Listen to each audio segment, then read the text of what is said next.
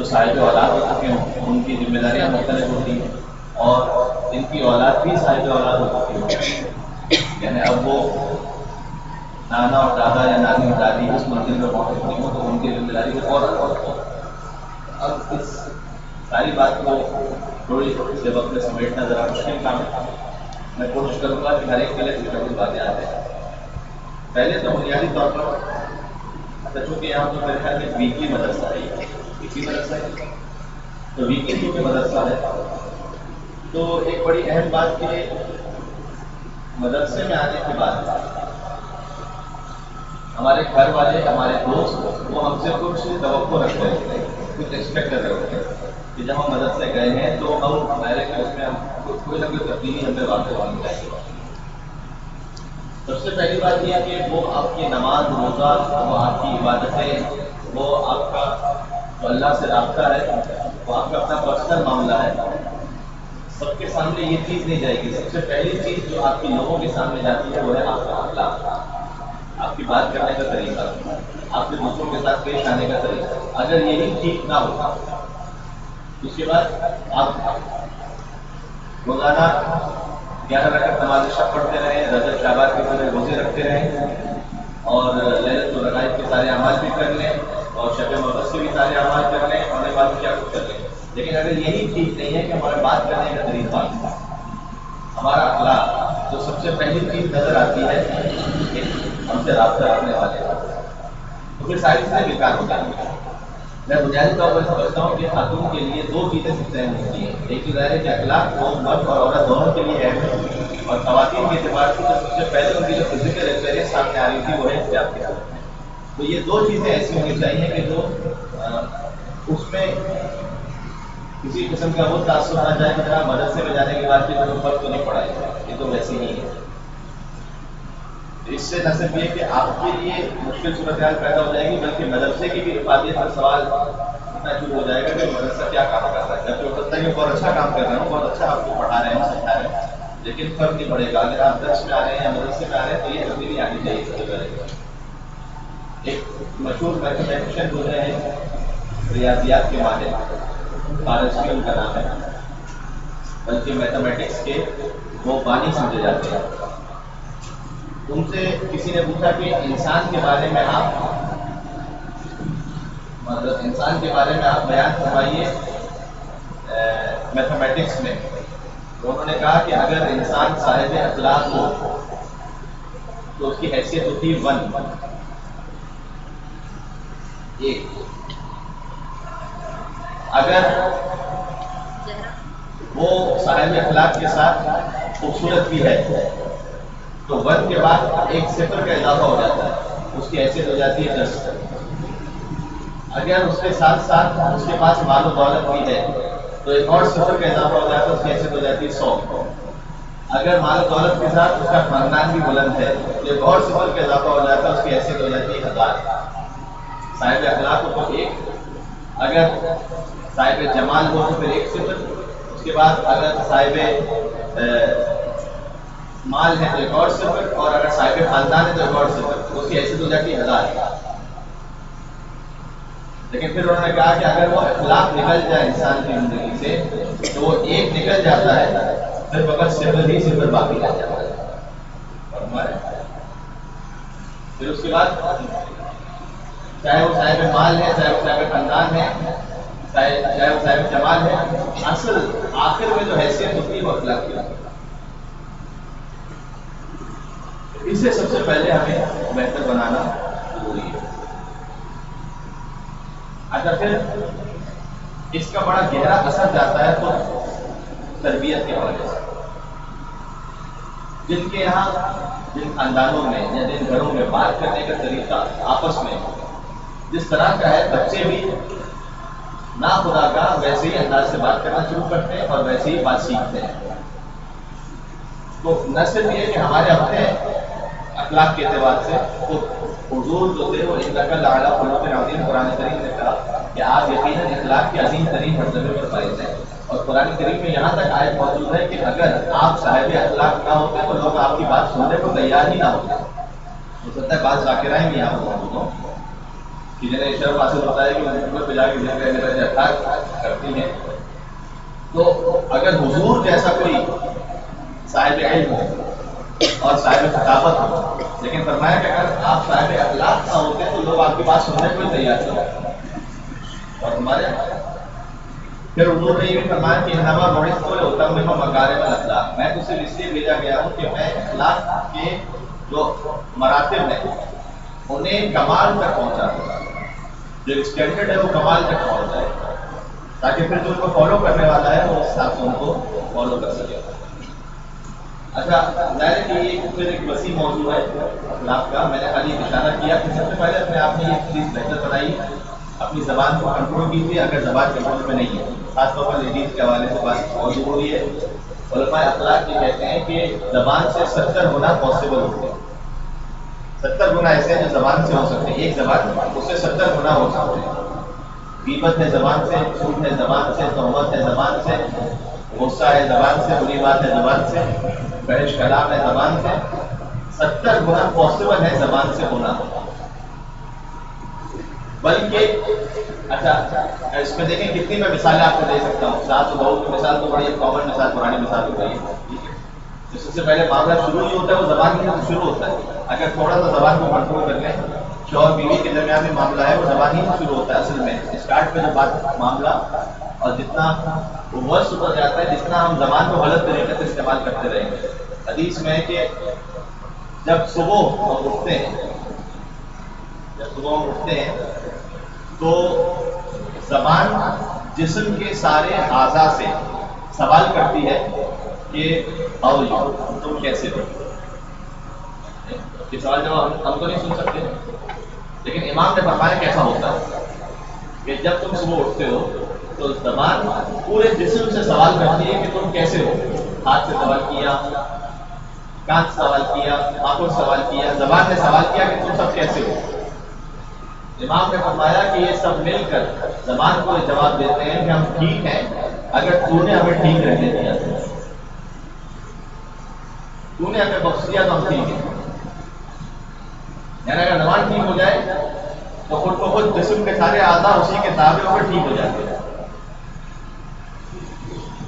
چونکہ میں نے کیا تھا بچوں کے لیے اس میں سب سے بڑا میسج یہ ہو گیا کہ اپنے والدین کے ساتھ انہیں کیسے بات کرنی چاہیے، اور ان سے کچھ جو بڑی اچھی خواتین ہیں ان کے لیے جو شادی شدہ ہیں کہ شوہر اور بیوی کا جو تعلق ہے.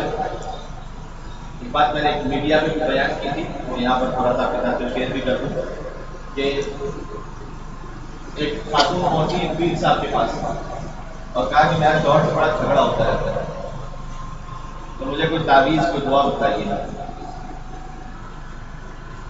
اچھا بسا ہوتا تو پیر ایسے ہوتے ہیں جو آپ دیواروں کا اشتہار بھرے ہوئے دیکھ سکتے ہیں کہ ہر قسم کا جعلی کا لگتا کراچی میں موجود ہے. ایک صاحب گئے، انہوں نے اپنے پیر سے ان کے ذہن میں تھا ان کا بہت بڑا مقام، اور پیر صاحب سے کہا کہ میرے گھر چوریاں بہت ہو گئی ہیں تو ذرا کو تعویذ دے دیں. تو انہوں نے کہا کہ تعویذ تو لے لو، لیکن انہیں اپنی حقیقت پتہ تھی کہ میں تو کچھ ہوں نہیں، چوری تو رکے گی نہیں اس کے گھر پہ، ویسے ایک جعلی تعویذ بنا کے دیا. تو کہا تعویذ تو لے لو لیکن ساتھ میں کتا بھی پال دینا، وہ اچھا ہوگا. تو اس مرید نے بڑی عقیدت سے اور احترام سے پیر صاحب کو جواب دیا کہ جناب کیسی بات کر دی آپ نے، میرے تو پیر بھی آپ ہیں، کتے بھی آپ ہیں، جو کچھ کرنا ہے آپ ہی نے کرنا ہے، میں نے کیا کرنا ہے. تو ایسے پیر میں ایسے انجام ہوتا ہے. لیکن کچھ ہوتے ہیں جو واقعی سینسیبل ہوتے ہیں، صاحب شعور ہوتے ہیں، جنہیں کچھ مقامات عطا ہو جاتے ہیں. اچھا جس سے کوئی مقام عطا ہوتا ہے وہ ویسے اپنی ایڈورٹائزمنٹ بھی نہیں کرتا، اسے یہ شوق نہیں ہوتا کہ میرا نام پوری دنیا میں پھیل جائے اور لوگ میرے پاس اس انداز سے آئے کہ باقاعدہ پروٹوکول کے ساتھ اور باقاعدہ جیسے سسٹم ہوتا ہے. بلکہ کتنے علماء کے واقعات ہیں جتنے ان کو بلند مقامات عطا ہوئے تھے، وہ ان کے شاگردوں کو جب پتہ چلتے تھے تو وہ یہ کہتے تھے کہ دیکھو میرے مرنے کے بعد ان چیزوں کو تم بیان کرنا، جب تک میں زندہ ہوں ان چیزوں کو بیان نہیں کرنا کہ میری مثلا امام زمانہ سے ملاقات ہوتا ہے. مولا امام زمانہ کے نام پہ ضرور بھیجے.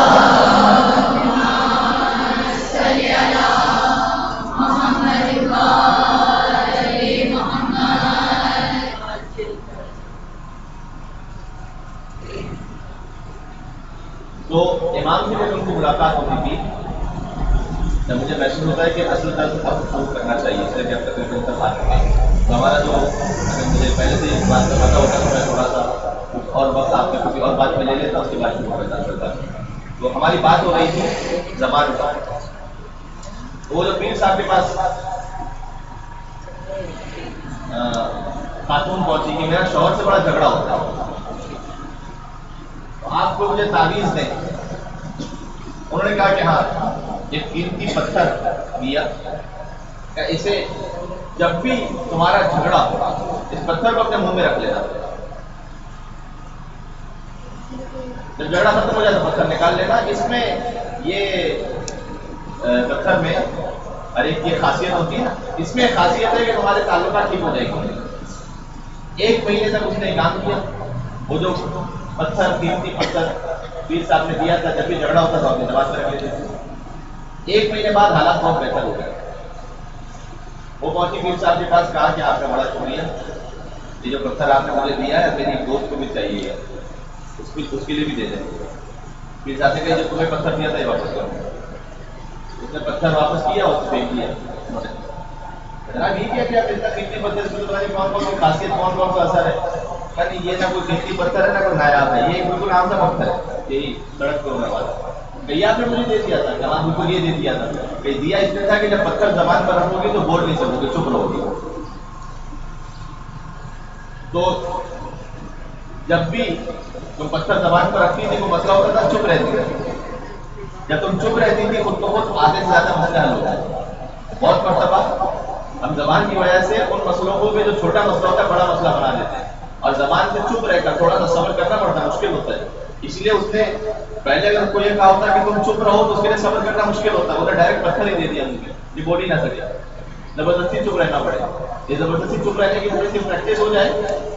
حدیث میں کہ لا تحزن وانت الغضبان، جب کبھی غصے کے عالم میں ہو تو خبردار کوئی فیصلہ نہ کرنا، اس لیے کہ اس کا اختتام ندامت پر ہوگا۔ امام معصوم نے فرمایا غصے کے عالم میں جب تم کوئی فیصلہ کرو گے تو اس کا اختتام، اس کا اینڈ افسوس اور ندامت پر ہوگا۔ یہ بات کیا ہے؟ دونوں ایکسٹریمز ہیں، دونوں ایکسٹریمز۔ فرمایا کہ غصے کے عالم میں فیصلہ نہ کرنا، جب بہت زیادہ خوش ہو تو محبت کے عالم میں کوئی وعدہ نہ کرنا، اس لیے کہ اس وقت ایموشن بہت زیادہ ہائی ہوتے ہیں۔ ٹھیک ہے، زمین آسمان کے کلام انسان ملا دیتا ہے۔ میں آپ کی کیا ضرورت کروں مثال دینے کی، میں مردوں ہی کی مثال دے دیتا ہوں تاکہ ہم ہی پر مثال فٹ ہو جائے اور آپ میں سے کسی کو برا نہ لگے۔ کہ جناب شروع میں جب میاں اور بیوی کا رشتہ ہوتا ہے، ظاہر ہے کہ پروردگار نے کہا کہ وَمِنْ آیَاتِهِ أَنْ خَلَقَ لَكُم مِّنْ أَنفُسِكُمْ أَزْوَاجًا لِتَسْكُنُوا إِلَيْهَا وَجَعَلَ بَيْنَكُم مَّوَدَّةً وَرَحْمَةً۔ سورہ بقرہ روم کی آیت ہے کہ اللہ کی نشانیوں میں سے ایک نشانی یہ ہے کہ اس نے تمہارے درمیان جوڑوں کو خلق کیا ہے، یہ اللہ کی نشانی ہے۔ وَجَعَلَ بَيْنَكُم مَّوَدَّةً وَرَحْمَةً، اور یہ اللہ کی نشانی ہے کہ اس نے تمہارے درمیان مودت اور رحمت کو قرار دیا ہے۔ اور ہمارے یہاں تو آج ماحول اس حد تک پہنچ گیا ہے، جوان اس مسئلے کو زیادہ سمجھ پائیں گے، اور میں نے جیسے عرض کیا کہ خواتین میں تو کبھی کوئی بوڑھا ہوتے ہی نہیں، سبھی جوان ہی ہوتے ہیں، انشاءاللہ سبھی سمجھ پائیں گے کہ ہمارے یہاں اس کا مصیبت یہ ہے آج کل کا جو ماحول ہے کہ میڈیا کی وجہ سے آفت یہ پہنچ گئی ہے کہ پیار اور محبت یہ مجازی اور یہ باطل پیار اور محبت جس کے پیچھے شیطان ہے، یہ فیس بک سے شروع ہوتا ہے اور ٹویٹر پہ ختم ہوتا ہے۔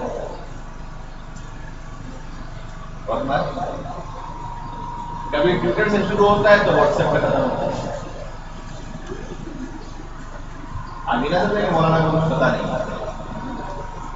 ہم بھی اسی جگہ اسی دنیا میں رہتے ہیں، اسی شہر میں رہتے ہیں، اور آپ ہی کے محلے کے ساتھ قریب محلے میں رہتے ہیں۔ اللہ یہ کہہ رہا ہے کہ تم اسلامی شرعی اعتبار سے رشتے اور ازدواج کا انتظام کرو، وَجَعَلَ بَيْنَكُم مَّوَدَّةً وَرَحْمَةً۔ قرآن میں کہ یہ ہمارا کام ہے کہ ہم تمہارے درمیان مودت اور رحمت کو قرار دیں۔ تم کہاں ڈھونڈ رہے ہو اپنے ان باطل محبتوں کے پیچھے؟ اس میں کوئی فائدہ نہیں ہے، اس میں تو وقتی ہے۔ یہ تو ایک اس جھاگ کی طرح ہے کہ جو کچھ دیر میں بیٹھ جائے گا معاملہ، اور پھر آخر میں ندامت ہو، پریشانی، شرمندگی۔ اللہ یہ کہہ رہے ہیں کہ تم ہمارے راستے سے چل گئے۔ اس لیے بزرگان جو ایج میں پہنچ چکے ہیں تقریباً سبھی یہ کہتے ہیں، ظاہر کہ اس زمانے میں تو رشتے کا انصاف ہوتا تھا، اس میں تو ایک دوسرے کو لڑکا اور لڑکی پہچانتے ہی نہیں تھے، صرف خاندان والے طے کر لیتے تھے، اس کے کچھ اگر اس میں کچھ بہتری ہو جاتی کچھ چیزوں میں تو وہ سلسلہ بہت اچھا تھا، اس میں کوئی برائی نہیں تھی، برائی کا نہیں تھا. اور پھر اللہ ایک ایسی مودت اور رحمت کو قرار دے دیتا ہے میاں اور بیوی کے درمیان کہ جو فقط یہاں نہیں رہنے والی، آگے تک چلنے والی. چونکہ جس شوہر اور جس زوجہ کا آپس میں دنیا میں تعلق بہتر ہوگا، دونوں صالح ہوں گے، دونوں جنت میں جانے کے قابل ہوں گے، تو روایت میں کہ اللہ انہیں قیامت میں بھی اور جنت میں بھی شوہر اور زوجہ کے اعتبار سے باقی رکھے گا، وہی رشتہ باقی رکھے گا. ایک مرتبہ جب اس بات کو بیان کیا گیا مردوں کی محفل میں تو انہوں نے کہا کہ مولانا اللہ اکبر، وہاں جنت میں بھی وہی ملنے والی ہے، آپ کو اور سوچ کے بیٹھے ہوئے، یہ تو اور ٹینشن بڑھا دیا. لیکن حدیث میں ہے کہ اللہ اس خاتون کو پروردگار کی قدرت میں، پہلے کہ میں اس بات کو بہت زیادہ اس حوالے سے نہیں لے جانا چاہتا، لیکن اسے اس شخص کے لیے حوروں سے زیادہ اچھا اور بہتر بنا کر پیش کرے گا اور ان کے رشتے کو قیامت میں باقی رکھے گا. تو یہ وہ رشتہ ہے. تو اس میں مردوں کی بھی ذمہ داریاں ہیں، ظاہر ہے کہ دونوں طرف سے ذمہ داری ہے، چونکہ اس وقت میرا مخاطب آپ ہیں تو میں آپ کے حوالے سے بات کر رہا ہوں، ورنہ ان کے حوالے سے بھی ذمہ داری ہے. یہ نہیں کہ مرد بری ذمہ ہے. تو بہت مرتبہ خاموش رہ جانا، جو میں زبان سے ہماری بات، اخلاق سے ہماری بات شروع ہوئی، تو بعد میں میں گزارش کرتا ہوں ہماری سب سے بات پہلے اخلاق سے شروع ہوتی ہے. ہمارا اخلاق کیسا ہونا چاہیے؟ اس میں اخلاق چاہے اولاد اور ماں باپ کا اخلاق ہو آپس میں، یا شوہر اور بیوی کا اخلاق ہو آپس میں. تو شوہر اور بیوی کے اخلاق پہ ہم بات کر رہے تھے. بہت مرتبہ خاموش رہ جانا وہ کئی مسائل کو حل کر دیتا ہے. یہ مشکل ہوتا ہے ضبط کرنا، لیکن جب معاملہ گزر جاتا ہے وہ، تو بعد میں انسان خدا کا شکر ادا کرتا ہے کہ میں خاموش ہو گئی تو یہ بہتر ہے، ایک بڑی مشکل سے بچ گئی. اور تمہارے اسی لیے جب غصے کے عالم میں انسان آ جائے، سائنس بھی یہ کہتی ہے کہ جب آپ کو بہت زیادہ غصہ آ رہا ہے تو کھڑے ہیں تو بیٹھ جائیں،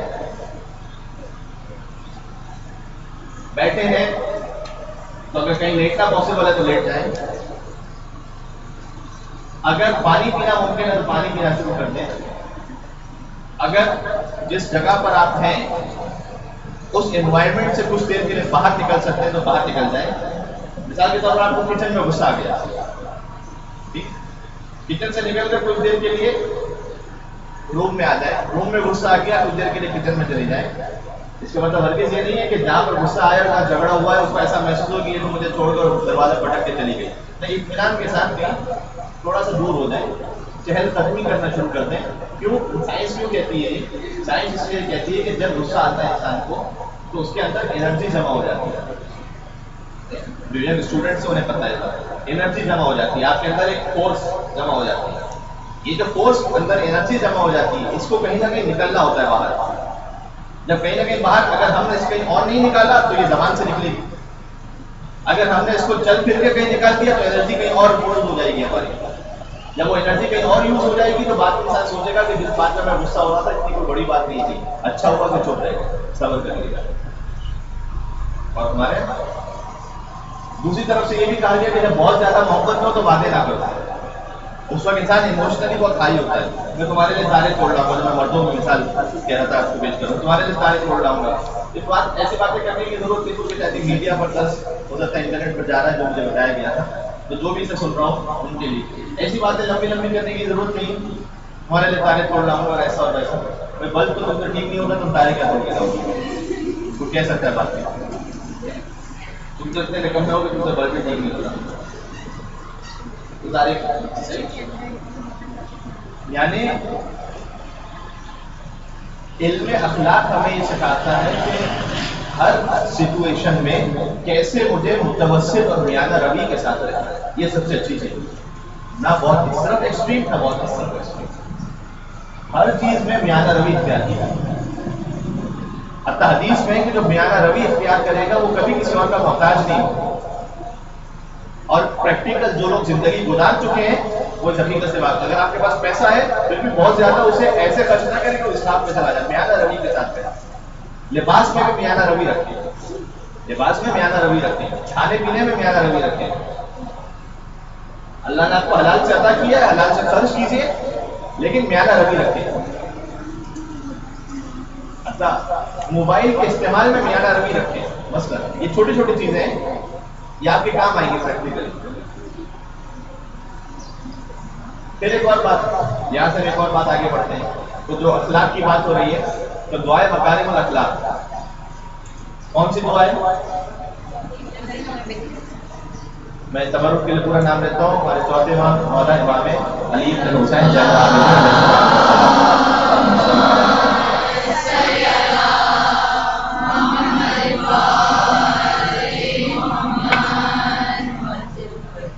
دادوں میں میرا بس آدھا وقت ختم ہو گیا، میں بات سمیٹتا ہوں آج کا. دعائے مکارم الاخلاق مفاتیح الجنان میں بھی ہے اور صحیفہ سجادیہ میں بھی ہے. صحیفہ سجادیہ اگر آپ کے گھر میں نہ ہو تو مفاتیح الجنان مجھے امید ہے کہ ہوگی. اور اگر ترجمہ والی ہے تو ضرور جا کے اس کو دیکھیے گا کہ اپنے اخلاق کو کیسے بہتر بنایا جائے. امام علیہ السلام نے دعا ارشاد فرمائی. کیوں امام نے دعا ارشاد فرمائی؟ اس لیے کہ امام کے پاس وہ موقع میسر نہیں تھا کہ باقاعدہ امام ممبر پہ بیٹھتے اور درس دیتے اور لوگ ان کے درس میں آ کر شرکت کرتے. ایسا نہیں ہو سکتا تھا. بنی امیہ کی حکومت تھی، کربلا کا واقعہ ہو چکا تھا. امام علیہ السلام مسجد نبوی میں بیٹھ کر دعا ارشاد فرماتے تھے، دعا کے ذریعے سے سمجھاتے تھے، دعا کے ذریعے سے سمجھاتے تھے کہ تمہارا اخلاق کیسا ہونا چاہیے. تو دعائے مکارم الاخلاق، اس میں آنکھ کا اخلاق کیا ہے، زبان کا اخلاق کیا ہے، کان کا اخلاق کیا ہے، ہاتھوں کا اخلاق کیا ہے، دل کا اخلاق کیا ہے، نفس کا اخلاق کیا ہے، یہ سب امام نے بیان فرمایا. اس میں بہت خوبصورت جملہ کہا، بہت خوبصورت جملہ ہے یہ امام علیہ السلام کا جملہ ہے. اور کلام الامام امام الکلام ہوتا ہے، یعنی جو امام کا کلام ہے وہ سارے کلاموں کا امام ہوتا ہے. اس میں امام نے فرمایا کہ پروردگار، دعا کر رہے ہیں امام، تو دعا بھی فرمائی لیکن میسج بھی دیا کہ پروردگار میری زندگی کو ان کاموں میں مصروف نہ کر دینا کہ جس کا آخرت میں مجھ سے کوئی سوال نہیں ہونے والا. کتنا جامع جملہ ہے. میں پھر سے کہتا ہوں تاکہ امام کا جملہ اچھی طرح آپ کے دل میں بیٹھ جائے. میری زندگی کو ایسے کاموں میں مگن نہ فرما دینا، مصروف نہ کر دینا کہ جس کا آخرت میں مجھ سے کوئی سوال نہیں ہونے والا. خدا کی قسم ممکن نقیب مجھ سے یہ نہیں پوچھنے والے کہ میں نے کس برانڈ کے کپڑے پہنے، نہیں پوچھنے والے. میں نے کون سی کمپنی کا موبائل لیا ہوا ہے، لیٹسٹ ہے کہ پرانا ہے، کیا ہے، یہ مجھ سے ممکن نقیب کو نہیں پوچھنے والے. امام فرمانے کہ میری زندگی ایسے کاموں میں مگن نہ ہو جائے. پھر سے وضاحت کرتا ہوں، اگر اللہ نے آپ کو حلال سے دیا ہے، حلال سے آپ خرچ کیجیے، اس میں کوئی حرج نہیں ہے. آپ کے پاس اگر اچھا موبائل ہے اس میں کوئی حرج نہیں ہے، آپ نے اچھے کپڑے پہنے ہوئے اس میں کوئی حرج نہیں. لیکن زندگی ایسے کاموں میں مگن نہ ہو جائے، یعنی میری زندگی کا مقصد ہی یہ نہ بن جائے کہ بس اپنے کپڑے، اپنا موبائل، میرا لائف سٹائل، میری زندگی، بس اس کے علاوہ میرا دماغ آگے کچھ سوچنے کو تیار ہی نہ ہو. اپنے آپ کو اتنا محدود نہ کرتے. امام نے کہا کہ میری زندگی اتنی محدود نہ ہو جائے کہ اسی کے گرد گھومتی رہے کہ جس کا کوئی سوال نہیں ہونے والا. اپنے آپ کو ذرا سا بلند کیجیے، آپ کا اسٹیٹس بلند ہے. مولا علی علیہ السلام نے فرمایا کہ اے مومن، تیرے نفس کی قیمت جنت ہے.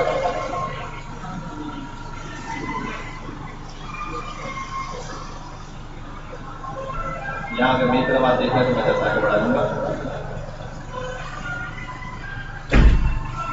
مولا علی کی ولادت کعبے میں نہیں ہونے کی دیوار شک ہو رہی ہے. آپ کو میں دیکھنا دیکھ کر دیا لوگ آ رہے جا رہے ہیں، کعبے کا دیکھیں گے تو اچھا رہے گا. تلوار کرواؤں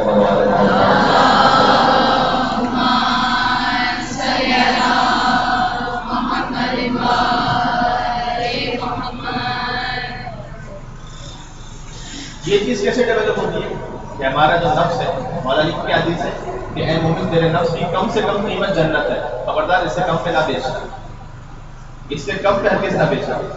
بس آپ ہم اپنے نفس کو بیچ دیتے ہیں اپنی خواہشات نفسانی کی وجہ سے، اپنی لذتوں کی وجہ سے، اور حرام کاموں اور غلط کاموں کی وجہ سے اپنے نفس کو بیچ دیتے ہیں کسی اور مخلوق کی وجہ سے، اس کے اوپر، اس کے ساتھ وعدے کر کے، اس کے ساتھ اپنی زندگی کے غلط خیال دیکھ کے. امام نے فرمایا تیرے نفس کی قیمت کم از کم جنت ہے، اپنی قیمت جنت لگانا، اس سے کم نہیں لگانا. اور تمہارا یہ جذبہ کیسے پیدا ہوگا انسان میں؟ یہ ایسے پیدا ہوگا کہ ہم جو اپنے ذہن میں زندگی کا تصور بنائے بیٹھے ہیں کہ 60 سال 70 سال اس سے اپنے آپ کو آزاد کرنا ہے، اور سوچیے کہ مجھے اللہ نے ہمیشہ کے لیے خلق کیا ہے. خلقتم، حدیث میں کہ خلقتم للبقاء لا للفنا، تمہیں بقا کے لیے خلق کیا گیا ہے، فنا کے لیے نہیں. تم فنا ہونے والے ہو خالی دنیا میں، تم یہ سب سمجھو گے کہ میں فنا ہو جاؤں گا، خالی دنیا کا سوچو گے. اس سے بڑھ کر آخرت کا بھی سوچو گے، وہ بھی زندگی ہے. مولا علی علیہ السلام نے پھر حدیث میں ایک کے بعد ایک حدیث سناتا ہوں تاکہ حدیث کے ذریعے بات پہنچتی رہے. جناب امیر نے ارشاد فرمایا کہ جب مرنے والا مر جاتا ہے تو ورثہ یہ پوچھتے ہیں کہ کیا چھوڑ کر گیا، اور ملائکہ یہ پوچھتے ہیں کہ کیا لے کر آیا. اس کا مطلب کیا ہے؟ کچھ چیزیں ایسی ہیں جو ہم زندگی گزار رہے ہیں یہاں پر چھوڑ کے چلے جائیں گے، کچھ چیزیں ایسی ہیں جو ساتھ لے کر جائیں گے. محنت ان پر کریں تو ساتھ لے کر جائیں گے، زندگی اس پہ ضائع نہ کریں تو یہاں چھوڑ کے جائیں گے. کچھ چیزیں ایسی ہیں جو چھوڑ کے چلے جائیں گے، ٹھیک ہے، کچھ چیزیں ایسی ہیں جو لے کر جائیں گے. کیا چیز چھوڑ کے جائیں گے، کیا چیز لے جائیں گے، یہ بھی جناب ابھی سے پوچھتے ہیں. اور دیکھا انشاءاللہ آپ کو نجف اشرف کی اجازت نصیب فرمائے. اس دعا کی قبولیت کے لیے کہ آپ کو مولا کا حرم ان کی ذریعے اور ان کا گنبد دیکھنا نصیب ہو سکے. آواز محمد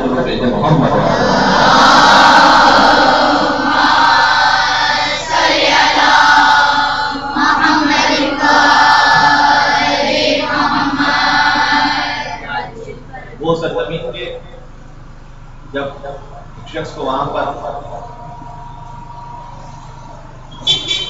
دفن کیا گیا، بادشاہ میرے ذہن میں پورا لمبا واقعہ آ گیا، وہ میں ذہن اس واقعے کی طرف نکل جاؤں گا تو پھر اور بات ہو جائے گی. لیکن نادر شاہ کی ایرانی بادشاہ تھا، اس کا وزیر وہاں پر دفن کیا گیا جب سے مولا علی کے حرم میں. تو وہاں اس کی قبر پر یہ شعر لکھا گیا فارسی زبان میں کہ در خاک ندیم آسودے میں خاک اندیشے مکن دے پرتش روز حساب کہ جائی کے بدن شبد سرکے میں میداب البتے گناہ شبد کو بدل کے ثواب. کہ اے علی کے چاہنے والے تو نجف کی خاک میں سکون اور اطمینان کے ساتھ سو جا اور حساب اور کتاب کی پرواہ نہ کر. اس لیے اب اس جملے کو سمجھانے کے لیے پھر مجھے تھوڑا سا وہ بات بیان کرنی پڑے گی. واقعہ بہت لمبا نہیں ہے ایک جملے میں خالی. یہ وہ بادشاہ تھا نادر شاہ کہ جو فتوحات کے لیے زمینیں فتح کرنے کے لیے گزر رہا تھا. نجف کے پاس جب پہنچا تو وہاں اسے نہیں معلوم تھا کہ کون یہاں پر مدفون ہے. بس نجف کے شہر میں رک گیا یہ. اس نے حسب معمول شراب منگوائی اپنے لیے. جب شراب پینے لگا تو دیکھا کہ سرکہ ہے، شراب نہیں بلکہ سرکہ ہے. اس نے سوچا کہ میں نے شراب منگوائی تو مجھے سرکہ کیوں دیا گیا؟ پھر کہا شراب لے کر آؤ. پھر دوسری دفعہ شراب لائی گئی، شراب پینے لگا تو دیکھا کہ شراب نہیں سرکہ ہے. اس کا جو وزیر تھا اس نے کہا کہ حضور آپ جس مقدس سرزمین پر ہیں یہاں پر شراب پینے کی کسی کو اجازت نہیں ہے، یہ تقیدہ کے وارث کی سرزمین ہے، یہاں پر آپ شراب نہیں پی سکتے. اس نے پوچھا کہ کس کی سرزمین ہے؟ کہا کہ یہ رسول اللہ کے وسیع مولا علی علیہ السلام کی سرزمین ہے. اس نے اپنے آپ سے وعدہ کیا نادر شاہ نے کہ میں آگے جنگ لڑنے جا رہا ہوں، اگر مجھے اس میں فتح نصیب ہوئی تو واپس آؤں گا اور مولا علی کا حرم تعمیر کرواؤں گا. اس کا تعلق اہل سنت سے تھا. اس وقت نادر شاہ کا تعلق اہل سنت سے تھا. کہا کہ میں واپس آؤں گا اور میں یہاں پر حرم تعمیر کرواؤں گا. جب اسے پتہ ہوئی تو واپس آیا تو اس نے حرم کروایا. مولا علی کا جو زری کا حصہ ہے، زری کا جو گجرا ماحول وہ نادر شاہ کا بنایا گیا. تو وہ جو اس نے بنوایا اس وقت، پھر اس نے کہا کہ جب بن گیا تو وزیر نے یہ کہا کہ صدر دروازہ مین گیٹ اس پر نادر شاہ کی تختی لگوائی جائے. تو کس نام کی تختی لگوائی؟ تو اس نے نادر شاہ سے پوچھا کہ میں کس نام کی تختی لگواؤں آپ کا جو القابات کے ساتھ؟ تو نادر شاہ نے کہا کہ میرے نام کی کیا تختی لگاؤ گے؟ ایسا کرو کہ اس پر آیت لکھ دو کہ ید اللہ فوق ایدیہم، اللہ کا ہاتھ سارے ہاتھوں پر بنا ہے، تاکہ جو علی کے حرم میں جائے اس دروازے سے ہوتا ہوا وہ آیت کو پڑھتا ہوا جائے کہ اللہ کا ہاتھ ید اللہ وہ سارے ہاتھوں پر بنا ہے. جب یہ ہو گیا تو پھر وزیر کا وہیں پر انتقال ہو گیا اور مولا علی نے اسے یہ صلہ عطا کیا کہ اسے قیامت تک بھی اپنے پاس رکھ لیا. اور مولا علی کے حرم میں مدفون ہے اس وقت. تو وہاں پر اس کی قبر پر ایک شعر لکھا گیا، در خاک ندیم آسودے پہ تھا،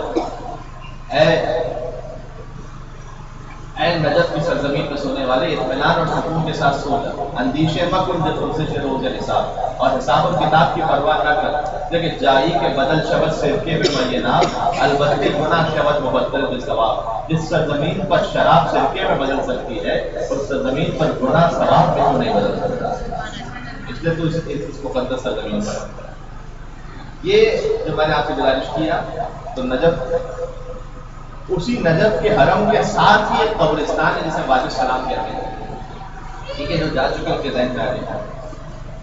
مولا علی علیہ السلام نے اس وادی السلام میں کھڑے ہو کر ایک خطبہ ارشاد فرمایا جو نہج البلاغہ میں موجود ہے۔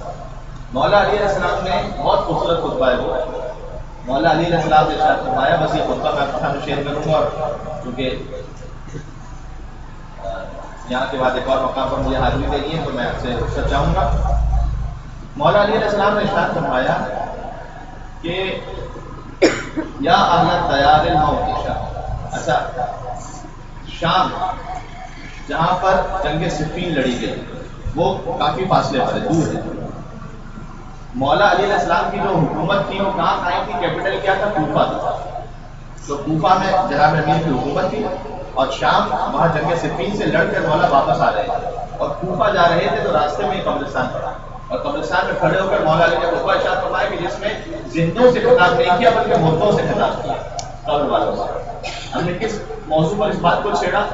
سب سے پہلے ہم نے آپ سے عرض کیا کہ اپنا اخلاق انشاءاللہ بہتر بنائیں، اخلاق بہتر بناتے ہوئے ہم نے یہ بھی آپ سے گزارش کیا کہ کوشش کیجیے دعائے مکارم الاخلاق پڑھنے کی، اس میں امام نے جملہ ارشاد فرمایا کہ میری زندگی ایسے کاموں پر مگنتا ہو جائے کہ جس کا کوئی سوال نہیں ہونے والا۔ پھر ہم نے گزارش کیا کہ کوئی سوال نہیں ہونے والا، اس کا مطلب یہ کہ کچھ چیزوں کا سوال ہوگا، کچھ چیزوں کا سوال نہیں ہوگا۔ تو مولا علی نے ارشاد فرمایا کہ جب تم مر جاتے ہو تو کچھ چیزیں یہاں چھوڑ کے جاتے ہو، کچھ چیزیں ساتھ لے کے جاتے ہو۔ ورثہ یہ پوچھتے کیا چھوڑ کر گیا، ملائکہ یہ پوچھتے کیا لے کر آیا، ورثہ یہ پوچھتے گھر کتنا ہے، اس کا زمین کتنی ہے، جائیداد کتنی ہے، زیور کتنا چھوڑ کر گئی ہے، کتنا بینک بیلنس ہے، کیا نعوذ باللہ من ذالک۔ اب تو اولاد کی زبان سے ایسے جملے بھی جاری ہو جاتے ہیں کہ بڑھیا نے کیا کچھ چھپا کے رکھا ہوا تھا، کیا کیا بینک بیلنس کھول کے رکھا ہوا تھا، ذرا ہم ٹٹولے ڈھونڈنے۔ تو ورثہ سب ان چکروں میں لگے رہتے ہیں کہ یہ دیکھیں کہ کیا ہے، ملائکہ ان چکروں میں نہیں ہوتے، وہ یہ پوچھ رہے ہوتے ہیں کیا لے کر آیا، آگے کیا لے کر آیا، تو کچھ نہ کچھ ایسا ہوگا نا جو آگے لے جائیں گے، کچھ نہ کچھ ایسا ہوگا جو چھوڑ کے جائیں گے، تو علی سے پوچھ لیں۔ تو اس وقت یہ اس لیے میں خطبہ تاکہ آپ کے ذہن میں پوری چین آ سکے کہ میں نے کیا بات پوری آج بیان کی۔ تو مولا علی نے خطبہ بات السلام میں ارشاد فرمایا کہ جس میں مردوں سے خطاب کیا جو قبر میں جا چکے ہیں۔ اچھا کتنا ہی بہتر ہے کہ وہ خطاب جو علی نے مردوں سے کیا تھا میں آپ زندوں کو سنا رہا ہوں، اس لیے کہ جب ہم مردہ ہو جائیں گے تو قبر میں جائیں گے تو ہم سے بھی کوئی خطاب ہوگا، تو بہتر یہ ہے کہ پہلے جب زندہ ہے تبھی وہ سن لے کہ کیا ہونے والا ہے وہ بعد میں پتا، تاکہ اپنے آپ کی اصلاح کریں۔ زندہ ہے تو ٹائم ہے، مر جائیں گے ٹائم نہیں ہوگا۔ جو مر جاتا ہے خاص طور پر مرحومہ ماں، اس کی روح سوال کرتی ہے اپنی اولاد سے، اپنے فرزندوں سے، اپنی بیٹیوں سے، اپنے بیٹوں سے کہ میں مر گئی ہوں، میرا نامہ اعمال بند ہو گیا، نہ میں کوئی نیکی بڑھا سکتی ہوں نہ کوئی گناہ گھٹا سکتی ہوں، اب میں کچھ نہیں کر سکتی، تم مجھے سورہ الحمد عطا کر دو، تم مجھے کوئی سورہ یاسین عطا کر دو۔ اور پارے گا تو ہمارے پاس چانس ہے، اپنی نیکیاں بڑھا سکتے ہیں، اپنے گناہ گھٹا سکتے ہیں، تو چانس سے فائدہ اٹھا لیں۔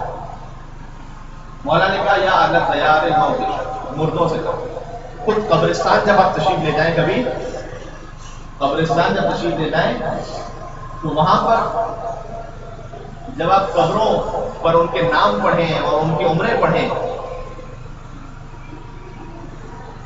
اتنا زیادہ مناسب نہیں سمجھا گیا ویسے کہ ان تختیوں کو پڑھنا، لیکن اگر آپ کبھی نظر پڑے آپ کی اور آپ دیکھیں تو آپ خود محسوس کریں گے کہ اتنا وسیع قبرستان، اس میں کتنے بڑے بڑے بزنس مین، کتنے بادشاہ، کتنے کیا کون کون دفن ہوگا، اپنے زمانے کے بڑے بڑے لوگ اس وقت خاک ہیں۔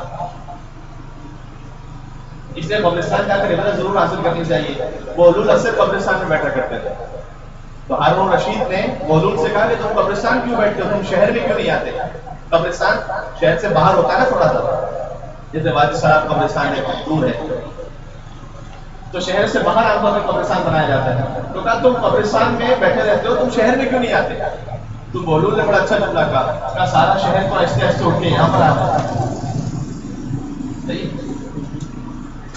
کیا تم قبرستان کیوں بیٹھتے ہو، باہر کیوں نہیں آتے؟ کیا باہر والے یہاں آ رہے ہیں آہستہ آہستہ، ون بائی ون؟ ہماری لگی ہوئی. پھر کہا کتنے اچھے لوگ ہیں، ایک ساتھ یہاں پر تو رہتے ہیں لیکن نہ کوئی کسی کی غیبت کرتا ہے، نہ کوئی کسی کے لیے جھوٹ بولتا ہے، نہ کوئی کسی کی تہمت لگاتا ہے، ہر ایک اپنی اپنی تہمت میں سکون اطمینان کے ساتھ سویا ہوا ہے. اینڈ یہ ہے انسان کا. جب اس اختتام کو انسان ذہن میں رکھے گا دنیا کی لذتیں ہیچ لگیں گی.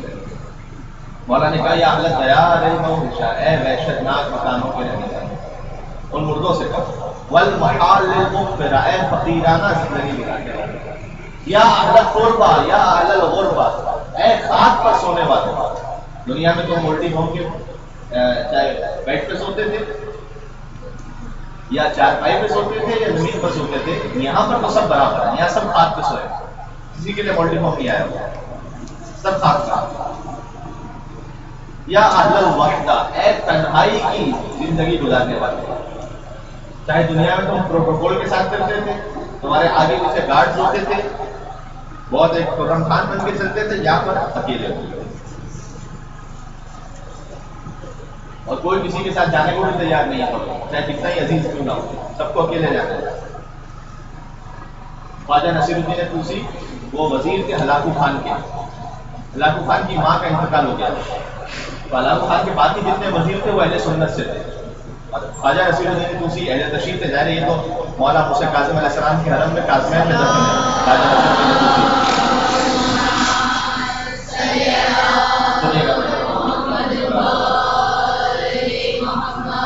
ہلاکو خان کی ماں کا انتقال ہو گیا تو جو جتنے دوسرے جو اس کے وزیر تھے انہوں نے کہا کہ ہم خواجہ نصیر الدین طوسی کو پھنسا دیتے ہیں. بادشاہ کے پاس وہ سارے آئے اور آ کر کہا دیکھیں آپ کی ماں کا انتقال ہوا ہے. اب ان کے نقیب جب سوال کرنے کے لیے آئیں گے تو آپ کی ماں تو جاہل بوڑھی بیچاری کیا جواب دے گی.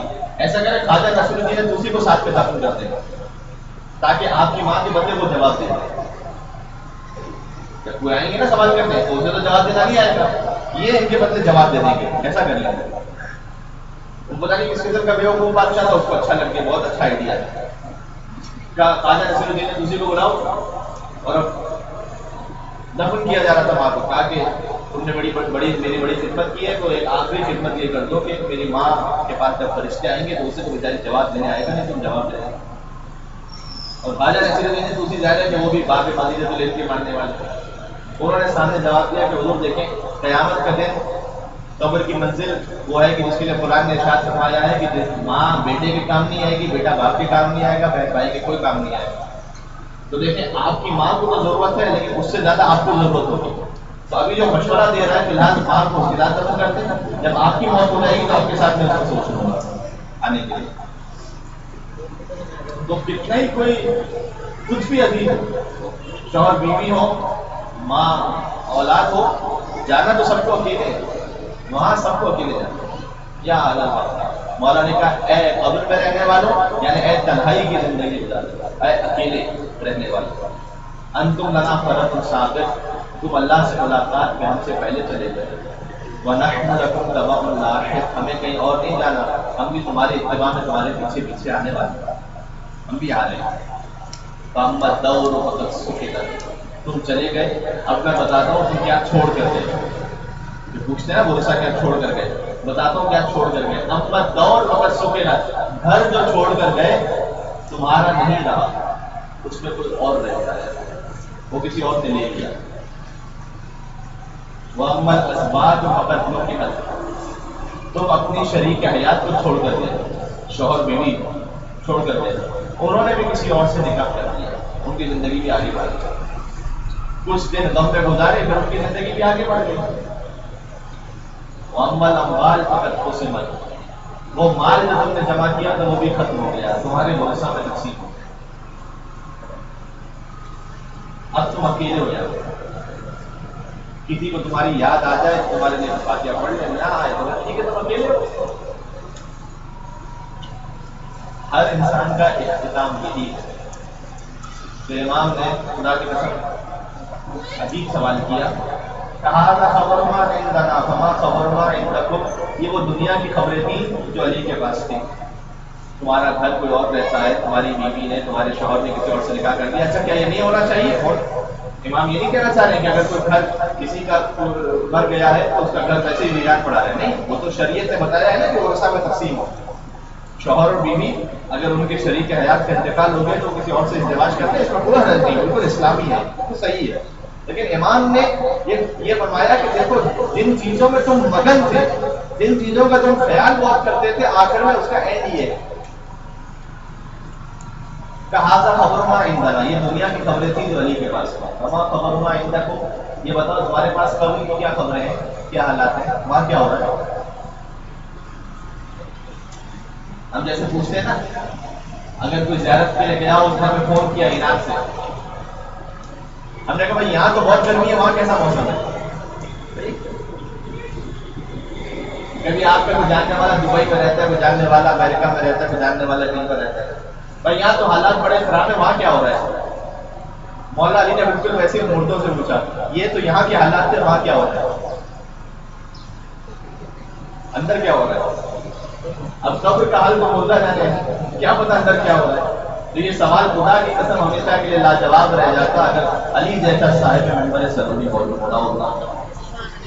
مولا امیر المومنین نے ثم التفت الی اصحاب، سید رضی نے کہا کہ اصحاب کو دیکھا، اب تک تو مردوں سے بات کر رہے تھے نا، پھر اصحاب کو دیکھا.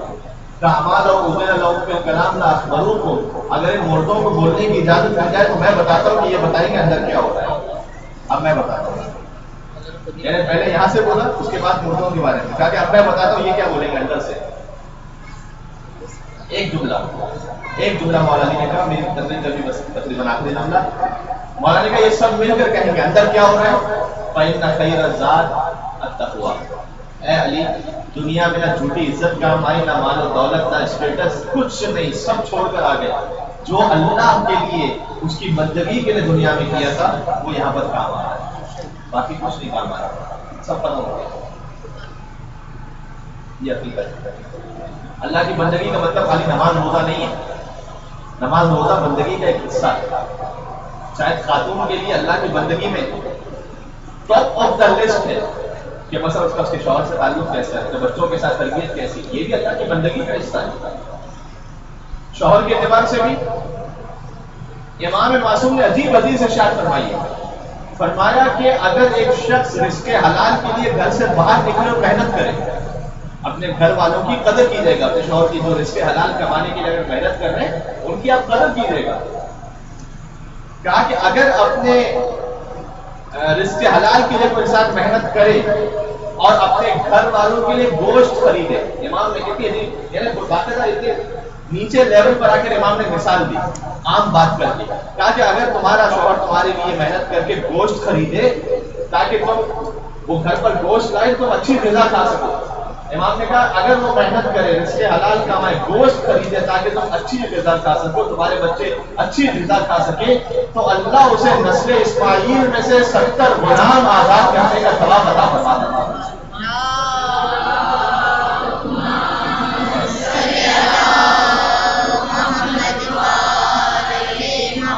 یہ اس کی عبادت ہے، اس کے لیے محنت عبادت ہے. اور اسی طرح سے آپ کے لیے بھی ایک شخص آیا رسول اللہ کے پاس، کہا میری زوجہ وہ جس میں کچھ خصوصیتیں، جب میں آفس کے لیے جاتا ہوں تو وہ مجھے اچھی طرح سے سی آف کرتی ہے، اچھی طرح سے رخصت کرتی ہے. جب میں گھر واپس آتا ہوں تو اچھی طرح مسکراہٹ کے ساتھ میرا استقبال کرتی ہے. میری زوجہ ایسی ہے.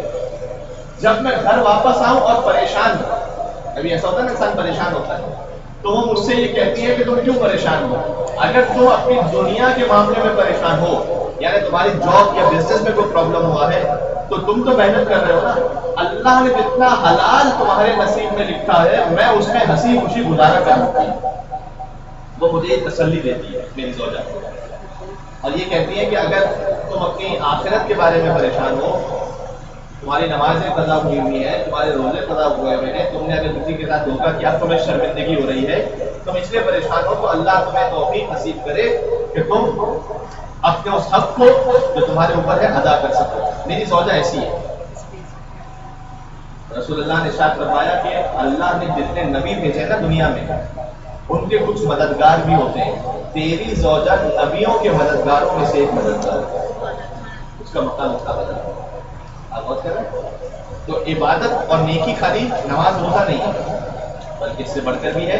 تو آپ اپنے گھر کے معاملات پہ توجہ دیں, اپنے شوہر کے حقوق پر, اپنے بچوں کے ساتھ. پہلے کہ میں اتنی سی گفتگو میں 1 گھنٹہ تقریباً ہو گیا مجھے, اتنا ہی بیان کر سکتا تھا.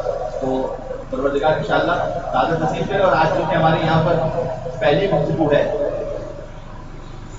تو تھوڑا سا اس بات کا بھی خیال کریں, یہ بات بھی آپ کی گزارش کرتا ہوں, تھوڑا سا اس بات کا بھی کہ بسا اوقات ہم اپنے بچوں کو دیندار بنانا چاہتے ہیں, شوہر کو کوئی اچھی بات سکھانا چاہتے ہیں, اس کا بھی ایک طریقہ ہوتا ہے. ٹھیک ہے, ہٹلر بن کے سر پہ سوار نہ ہوتا ہے. بہت بڑا ہم کوشش کرتے ہیں کہ ایک ہی دن میں ہمارا شوہر بالکل ایسا بن جائے کہ نماز شب پڑھنے لگے اور آسمان سے تارے گر جائیں اس کے. ایسا نہیں ہو سکتا. آرام آرام سے ذرا کوشش کیجیے, تحمل کریں. یہ انبیاء کا کام ہے تبلیغ کرنا, اتنا آسان نہیں ہے. ایک شوہر اپنی بیوی کے پاس جب شادی ہوئی تو پہلی مرتبہ تشریف لے گئے, تو اب ظاہر ہے کہ وہ بیوی ایکسپیکٹ کر رہی تھی کہ مجھ سے اچھی طرح سے پیار محبت کے ساتھ وہ بات کریں گے. تو شوہر کے آتے پہلے سوال کر لیا کہ یہ بتاؤ کہ تو نماز پڑھتی ہو یا نہیں. وہ شوہر چیک کرنا چاہ رہا تھا کہ یہ دیندار مذہبی ہے یا نہیں. تو کہا تو نماز پڑھتی ہو یا نہیں. تو اس نے ایک دم حیران سے کہا کہ جی جی حضور میں نماز پڑھتی ہوں. تو روزے رکھتی ہو یا نہیں. کہا میں روزے بھی رکھتی ہوں. پھر ایک خود کا سوال کیا, کوئی زکات کا سوال کیا, پتہ نہیں کتنے سوال. اس کے بعد آخر میں پوچھ لیا کہ اچھا یہ بتا تو نماز پڑھتی ہو تو اگر دوسری اور تیسری رکعت میں شک ہو جائے تو کیا ہوگا. تو حضور یہ تو نہیں پتا مجھے, یہ تو بڑا مشکل سوال ہے. پھر ایسے ہی ایک ٹپیکل کوئی سوال کیا تیمم کے بارے میں اور غسل کے بارے میں اور روزے کے بارے میں. تو آخر میں زوجہ نے دل میں پریشان ہو کر لیکن سامنے شوہر کے ساتھ ادب احترام سے کہا کہ حضور کے لیے ایک بات سمجھ میں نہیں آ رہی کہ ہماری شادی کی پہلی رات ہے کہ قبر کی پہلی رات ہے. تو کبھی کبھار ہم اپنے شوہر کو قبر پہ اتارنے کے لیے ہوتے ہیں, ذرا وہ بھی تعامل کے ساتھ اطمینان کے ساتھ آہستہ آہستہ کر کے بہتری لے کر آئے.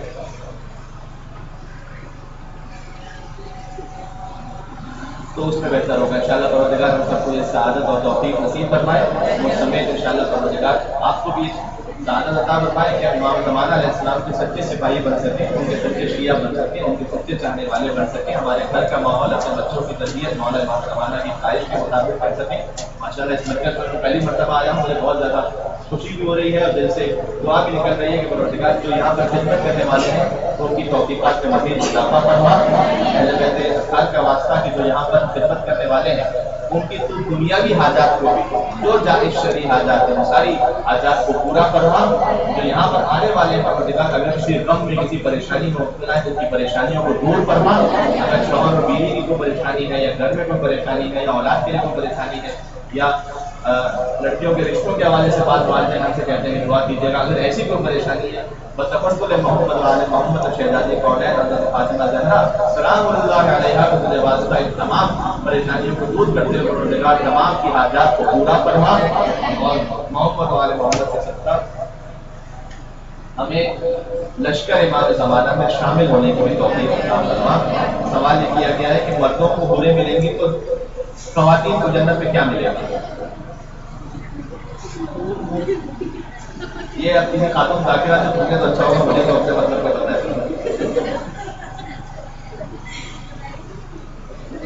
مسئلہ یہ ہے کہ اس میں بھی ایک جواب ہے اس کا, لیکن میں یہاں پر اس وقت ظاہر ڈیٹیل ہو جائے گی. اتنا کوئی امپورٹنٹ سوال نہیں ہے, جو بھی ملے گا اچھا ہی ہوگا, اللہ کی طرف سے اچھا ہی ہوگا. ظاہر ہے اللہ اپنے کسی بندے کے لیے برا نہیں چاہے گا.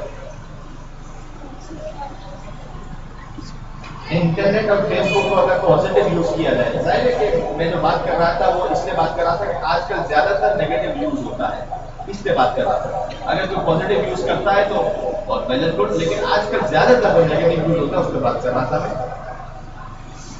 اگر شوہر دین کے کاموں سے روکے اور یہ کہے کہ دینی محفل میں شرکت نہ کرو تو میں شوہر ہوں تو میرے تابع ہو. کیا اس صورت میں بھی خاتون کو خاموشی اختیار کرنی چاہیے.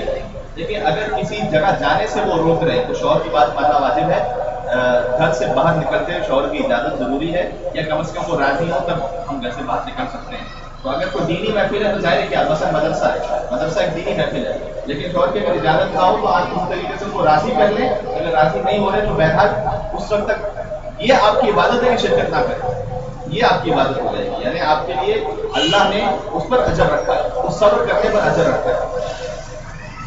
ہاں اگر کہیں واجب معاملے کا ایسا کوئی سلسلہ بن جائے کہ حجاب کو برا کہا جائے، مثلا مثال سے لکھنا ہے بھائی حجاب تو کر، حجاب واجب ہے، یعنی کسی مجلس میں جانا وہ ثواب بہت ہے، زیادہ ہے، لیکن واجب تو نہیں ہے نا، ٹھیک، لیکن حجاب جو ہے وہ واجب ہے۔ اس لیے حجاب کے بارے میں اگر کہیں تو بہرحال حجاب کے حوالے سے تو ان کو آپ کو یہ کہنا پڑے گا کہ یا تو میں گھر میں رہ جاؤں گی، یعنی حجاب کروں گی تو میں پھر صحیح حجاب کر کے میں گھر سے باہر نکلوں گی، ایسا نہیں ہو سکتا کہ میں حجاب نہ کروں۔ تو حجاب کے لیے کسی حد تک آپ کو دفاع کرنا پڑے گا۔ جو مستحب کام ہے ان میں آپ اس وقت خاموش ہو جائیں تو زیادہ بہتر ہے۔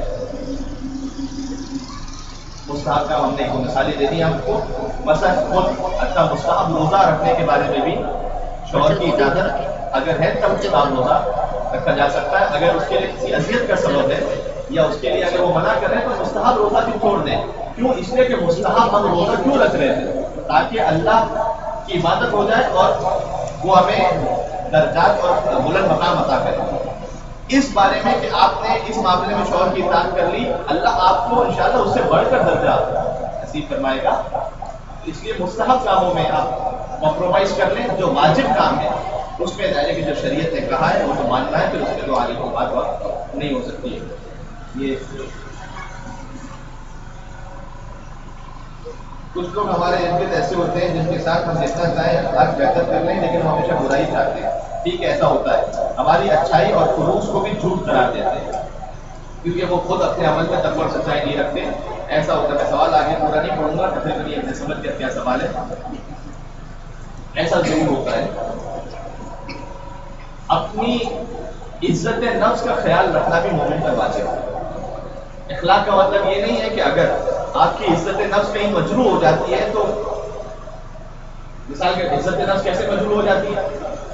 ہو سکتا ہے کہ خدا نہ خاصہ کوئی ایسی منزل آ جائے کہ کوئی کسی کو بہت برا بلا گالیاں دینا بھی شروع کر جائے، تب بھی ہم ان کے سامنے یہ نہیں کہیں کہ ارے قبلہ کیسی بات کر دی، آپ نے تو کچھ بھی نہیں کہا، ہم جس سے بھی بہت بڑھ کر ہیں اور اخلاق کا مظاہرہ کرتے نہیں۔ یہاں پر عزت نفس کا خیال کرنا بھی واجب ہے، تو ایسے معاملات کو اوائڈ کریں، یا پھر یہ کہ انہیں ایسا جواب دیں صحیح طریقے سے شرعی دائرے میں رہتے ہوئے کہ انہیں ایسا محسوس ہو کہ نہیں آپ اپنی عزت نفس کا دفاع کر رہے ہیں۔ تو اخلاق میں بھی جو میں نے کیا تھا ہر چیز میں میانہ روی ہونی چاہیے۔ میانہ روی کا مطلب ہے کہاں کس چیز کو کہنا ہے، کہاں کس چیز کو نہیں کہنا، وہ بھی اپنے حساب سے دیکھنا پڑتا ہے۔ تو یہ بالکل ایسا ہوتا ہے معاشرے میں، اور ان لوگوں کے ساتھ کسی اور طریقے سے بھی بسا اوقات بات کرنی پڑتی ہے، یعنی خاص طور پر خواتین کے اعتبار سے تو یہ بھی احادیث میں ہے کہ اگر کوئی اور نامحرم ہے تو مثلا اس سے اگر سخت طریقے سے بھی آپ کو بات کرنی پڑتی تو بات کریں، تاکہ اس میں یہ ضرورت نہ ہو کہ آگے سے آپ کے سامنے بد اخلاقی کر سکیں۔ ایسا صورتحال دیکھ کر کیا جائے گا۔ 1 گھنٹے میں میں ظاہر ہے کہ ساری باتوں کو تو نہیں سمیٹ سکتا تھا، جتنا گزارش کر سکتا تھا اتنا گزارش کر لیا۔ دعائیں بھی ہو گئی، ہم نے جو دعائیں منگوا لی۔ اہل بیت اطہار سے اپنا تعلق مضبوط رکھیں۔ مرنے کے بعد جو کرنسی کام آنے والی ہے وہ ہے علی ولی اللہ، اس کے علاوہ کوئی کرنسی کام نہیں آئے گی۔ دنیا میں کہیں روپے کام آتے ہیں، کہیں ڈالر، کہیں تومان، کہیں درہم، کہیں ریال۔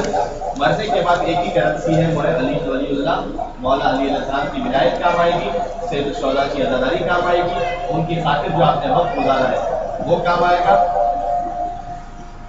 چونکہ آپ یہاں پر جمع ہوئی ہے تو میں دعا کی قبولیت کے لیے ایک جملہ کہتا ہوں کہ ہم سب پروردگار کو جو واسطہ دیتے ہیں اس بیوی کا، کہ جس نے جوانی اور مسائل کو برداشت کیا کہ ہاتھ میں ایسا آ گیا، اور جو بیوی کا واسطہ کہ جس نے جوانی میں ان مسائل کو برداشت کیا کہ جب شہزادی کونین پر دروازہ گرا فریاد کی آپ سے کتنے سادات حضرت تشریف فرماؤ، میں تو خیر سید نہیں کہ غلام سید ہوں، اگر آپ سید ہیں تو آپ اولاد فاطمہ زہرا میں سے، تو اتنا بڑا اللہ نے آپ کو منصب عطا کیا ہے، اس منصب کا حق ادا کیجیے گا۔